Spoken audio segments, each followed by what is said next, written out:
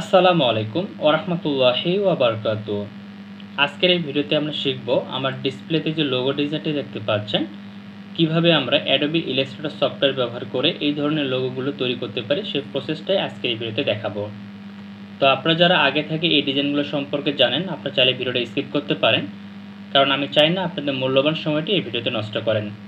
আর যদি না জানা থাকে কিভাবে এই ধরনের ডিজাইনগুলো তৈরি করতে হয় তাহলে অবশ্যই ভিডিওটা শুরু থেকে শেষ পর্যন্ত দেখবেন। আশা করি এখান থেকে নতুন কিছু শিখতে পারবেন, নতুন কিছু জানতে পারবেন ইনশাআল্লাহ। তো চলুন শুরু করি। তো আমি যেহেতু আমার প্রত্যেকটা টিউটোরিয়াল একেবারে বিগিনার লেভেলে যারা রয়েছে তাদের কথা মাথায় রেখে তৈরি করি, এই জন্য আমি একেবারে শুরু থেকে শেষ পর্যন্ত সম্পূর্ণ প্রসেসটা শেখাবো। তো যারা অ্যাডভান্স লেভেলে রয়েছেন তারা চাইলে ভিডিওটা স্কিপ করতে পারেন, আমি চাই না আবারও বলতেছি আপনাদের সময়গুলো নষ্ট হোক। তো প্রথমে আমরা ফাইলে ক্লিক করব, ফাইল থেকে নিয়ে ক্লিক করে নতুন একটা আর্টবোর্ড নিব। তো যেহেতু আমরা এখানে লোগো ডিজাইন করব, লোগোটা আমাদের প্রিন্ট হবে, তার জন্য আমরা প্রিন্ট ক্যাটাগরিতে ক্লিক করে আর্টবোর্ড তৈরি করব। প্রথমত আমি এখানে একটা প্রিসেটে নাম দিচ্ছি, ধরুন আমি নাম দিলাম লোগো ডিজাইন। তো আপনার যে ক্যাটাগরি ডিজাইন করবেন সেই ক্যাটাগরির নাম দিবেন। এরপর ইউনিটটা পরিবর্তন করে আমি পিক্সেল দিচ্ছি এবং এখানে যে আর্টবোর্ডটা তৈরি করব সেটা হচ্ছে 1920x1080। আমি একটা এইচডি কোয়ালিটি পেজ দিচ্ছি, আপনি যে কোনো আর্টবোর্ড নিয়ে কিন্তু কাজ করতে পারেন, কোনো ধরনের সমস্যা বা কোনো প্রবলেম হবে না। দেন এখানে একটা আর্টবোর্ড থেকে আমি ক্রিয়েট বাটনে ক্লিক করে সম্পূর্ণ নতুন একটা ডকুমেন্ট ক্রিয়েট করে নিচ্ছি। কিবোর্ড থেকে Ctrl 0 দিয়ে এটাকে ফুল স্ক্রিন করে নিলাম। এখন মূলত আমরা এখানে আমাদের ডিজাইনটাকে তৈরি করব। তো ডিজাইনটাকে তৈরি করার জন্য প্রথমত চলে যাব আমরা টুল প্যানেলে। টুল প্যানেল থেকে আমাদের যে লাইন টুলটি দেওয়া আছে লাইন টুলটিকে সিলেক্ট করব।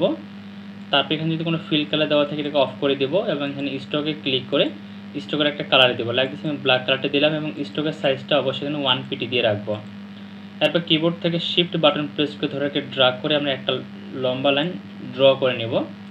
এরপরে এই লাইনটাকে সিলেক্ট করব, সিলেক্ট করার পর কিবোর্ড থেকে অল্টার বাটন প্রেস করে ধরে রেখে এবং শিফট বাটন প্রেস করে একটা কপি করব, লাইক দিস আমি এটা কপি করলাম। তো এরকম আমরা মোট 10টা লাইন তৈরি করব। এখানে আমাদের 2টা হয়েছে, আরও 8টা লাগবে। এখন আমরা যেহেতু একটা কপি করছি এখন বাকিগুলোকে কপি করব, তার জন্য আপনি কিবোর্ড থেকে Ctrl D প্রেস করতে পারেন অথবা অবজেক্ট মেনু এখান থেকে ট্রান্সফর্ম, তারপর ট্রান্সফর্ম এগেইন বা এর কিবোর্ড শর্টকাট হচ্ছে Ctrl D। ওকে, তো 3টা হয়ে গেল। এখন আমি কিবোর্ড থেকে Ctrl D প্রেস করতেছি। 4টা 5টা 6টা 7টা 8টা 9টা 10টা, টোটাল 10টা লাইন নেব। দেন এই 10টা লাইনকে সিলেক্ট করে আবার অবজেক্ট মেনুতে যাব। দেন এখান থেকে আমরা গ্রুপে ক্লিক করে গ্রুপ করে নিব। তারপরে হরিজন্টালি ভার্টিক্যালি সেন্টারে ক্লিক করে দিলাম। এরপরে এই লাইনটাকে সিলেক্ট করে মাউসের এক পাশে ক্লিক করব, ট্রান্সফর্মে ক্লিক করব, রিফ্লেক্টে ক্লিক করব। তার আগে আমাদের আরেকটা কাজ করতে হবে, সেটা হচ্ছে এটাকে একটু রোটেট করে নিতে হবে। তার জন্য এটাকে সিলেক্ট করব, উইন্ডো মেনুতে যাব, এখান থেকে ট্রান্সফর্মটাকে অন করে দিব। তাহলে ট্রান্সফর্মে একটা অ্যাঙ্গেল চলে আসবে, এটাকে 45 ডিগ্রি দিয়ে এন্টার দিব। 45 ডিগ্রি অ্যাঙ্গেলে রোটেট হয়ে যাবে। তাই এটাকে সিলেক্ট করে মাউসের এক পাশে ক্লিক করব, ট্রান্সফর্মে ক্লিক করব, রিফ্লেক্টে ক্লিক করব, তাহলে রোটেট হয়ে যাবে বাম সাইডে।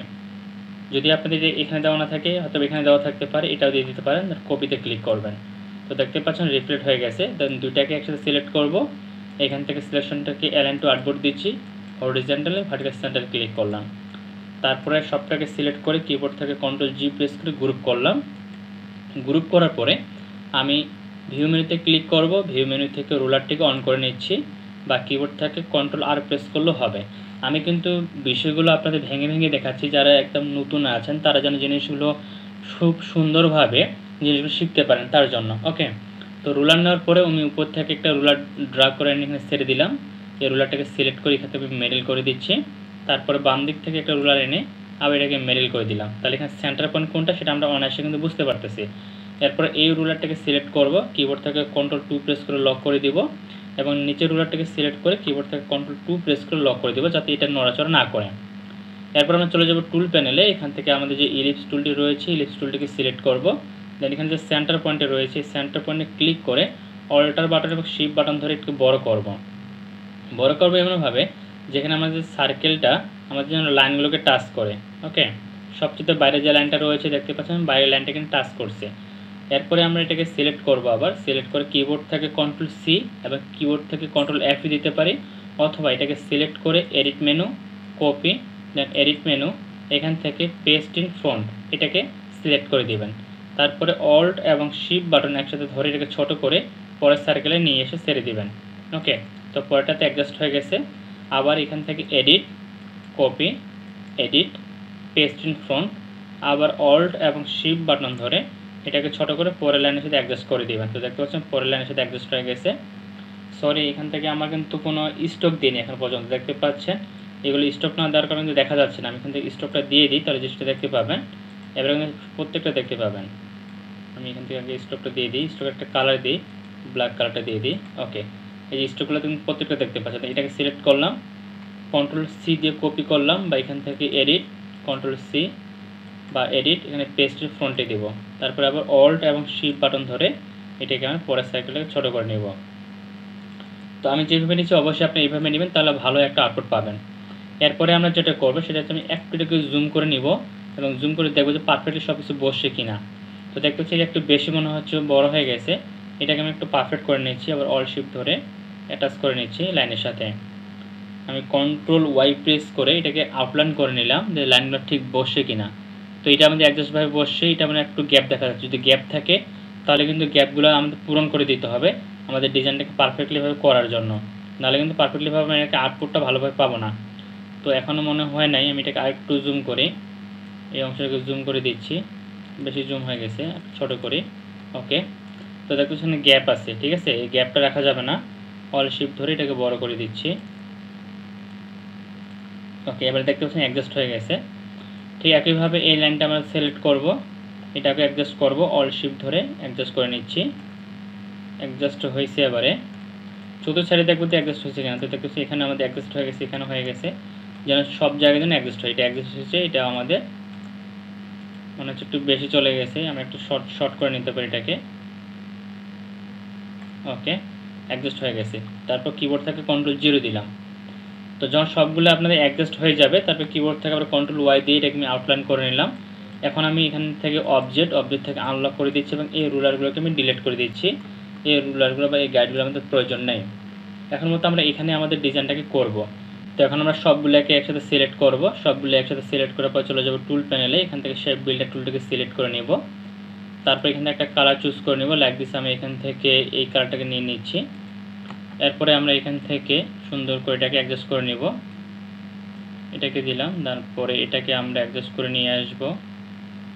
অবশ্যই সার্কেলটা যেভাবে গেছে আমাদের সেইভাবে এটাকে নিয়ে কাজ করতে হবে। আমরা যদি আমাদের মতো করে করতে চাই তাহলে কিন্তু হবে না।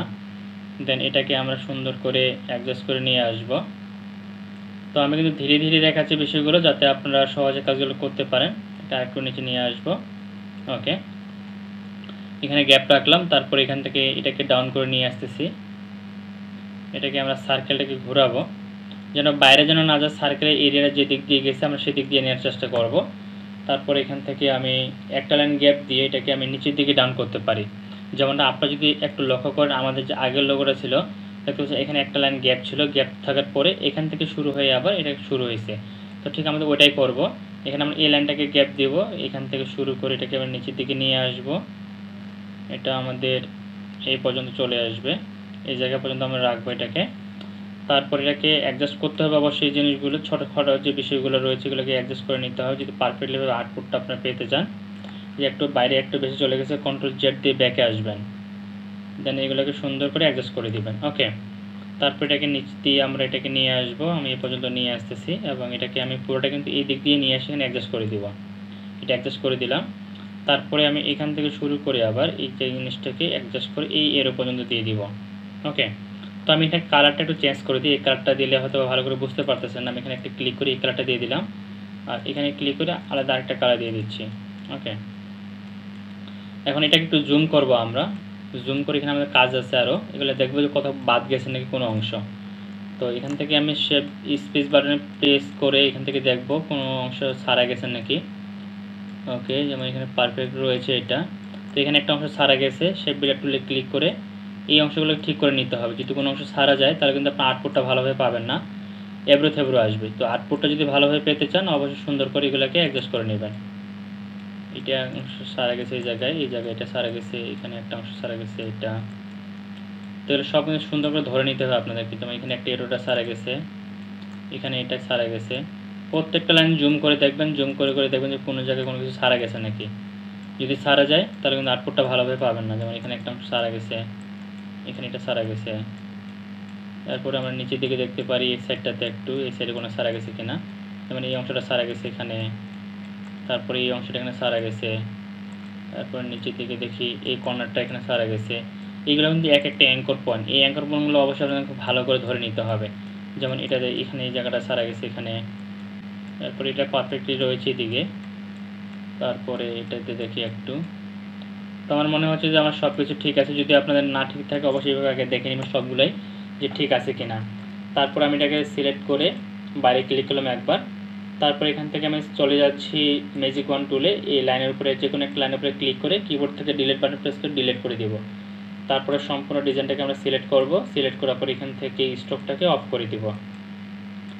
এখন এটাতে আমরা কালার অ্যাপ্লাই করব, তো আমি এটা এবং এটাকে একটা করব, এই দুটাকে শেপ বাটন প্রেস করে সিলেক্ট করলাম, এখান থেকে ইউনিটে ক্লিক করে ইউনিট করে দিয়েছি যে এই দুটো আমরা একটা হয়ে যাবে। এটাকে সিলেক্ট করলাম, সিলেক্ট করার পর আমি এখানে একটা কালার অ্যাপ্লাই করব, তো আমি একটা ডাবল ক্লিক করলাম, ডাবল ক্লিক করে এখানে আমি একটা কালারের কোড দিচ্ছি। আপনারা চাইলে সেই কালারের কোডগুলো ইউজ করতে পারেন বা আপনারা আপনাদের মতো করে কালার দিতে পারেন। তো আমি এখানে যে কালারটি ইউজ করবো সেটা হচ্ছে 241F25, এই কালারের কোডটা দিয়ে জাস্ট ওকে বাটনে ক্লিক করলাম, তো এখানে এই কালারটা আমার অ্যাপ্লাই হয়ে গেছে। দেন এটাকে সিলেক্ট করলাম, আবার ফিল কালারে ডাবল ক্লিক করলাম, এখানে একটা কালারের কোড দিচ্ছি, আপনারা চাইলে এই কালারটা ইউজ করতে পারেন। এখানে যে কালারটা ইউজ করবো সেটা হচ্ছে 39373A, এই কালারের কোডটা দিয়ে জাস্ট ওকেতে ক্লিক করলাম, তো এই কালারের কোড এখানে অ্যাপ্লাই হয়ে গেছে। তো দেখতে পাচ্ছেন সুন্দর কিন্তু আমাদের একটা লোগো ডিজাইন হয়ে গেছে, যেমনটা আপনারা আমরা আগে এখানে দেখতে পাচ্ছিলেন ঠিক ওই লোগোটার মতো হুবহু কিন্তু আমাদের এখানে এই লোগোটা ক্রিয়েট হয়ে গেল। তো আশা করি আপনারা সম্পূর্ণ প্রসেসটা বুঝতে পারছেন যে কীভাবে এই ধরনের লোগোগুলো তৈরি করতে হয়। তারপরে যদি আপনাদের বুঝতে কোনো জায়গায় কোনো ধরনের সমস্যা হয়ে থাকে অবশ্যই সেটা আমাকে জানাবেন, আমি সেই বিষয়গুলো ক্লিয়ার করতে চেষ্টা করবো ইনশাআল্লাহ। আর এখানে আরেকটা কথা বলে রাখি, আমার কিন্তু নতুন একটা graphics design and freelancing full course চালু হচ্ছে 25শে সেপ্টেম্বর থেকে, যেটা টোটাল কোর্স ফি মাত্র 1500 টাকা। এই 1500 টাকার বিনিময়ে আপনারা graphics design A to Z সম্পূর্ণ হাতে কলমে লাইভ ক্লাস করতে পারবেন। তো যারা যারা এই কোর্সে অ্যাডমিশন নিতে চাচ্ছেন অবশ্যই অ্যাডমিশনটা নিয়ে ফেলবেন। আর অ্যাডমিশনের বিস্তারিত ইনফরমেশন আমি ভিডিও ডেসক্রিপশনে দিয়ে দিব, বা আপনারা চাইলে আমাকে মেসেজ করতে পারেন, আমি সেখানেও আপনাদেরকে ইনফরমেশনগুলো সরাসরি দিয়ে দিব। তো সবাই ভালো থাকবেন, সুস্থ থাকবেন, দেখা হবে নেক্সট ভিডিওতে। আল্লাহ হাফেজ।